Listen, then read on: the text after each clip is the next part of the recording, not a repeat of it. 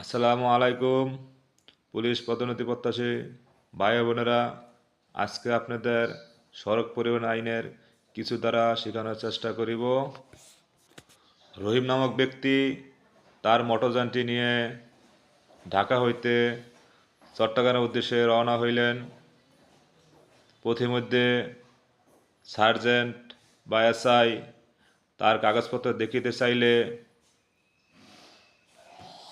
রহিম নামক ব্যক্তি তাহার কাগজপত্র দেখাইলে সার্জেন্ট বা এসআই তাহার রেজিস্ট্রেশন কার্ডটি ভুয়া বা নকল বলে আখ্যায়িত করে।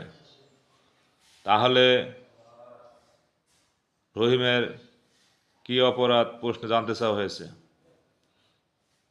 তাহলে আমরা জানি ভুয়া রেজিস্ট্রেশন দিয়ে গাড়ি চালালে সড়ক পরিবহন আইনের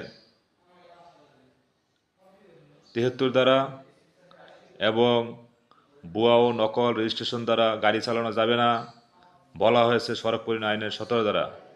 তাই আমরা উক্ত প্রশ্নের অ্যান্সার করিব সড়ক পরিবহন আইনের ১৭ ধারা এবং সড়ক পরিবহন আইনের ৭৩ ধারা দিয়ে।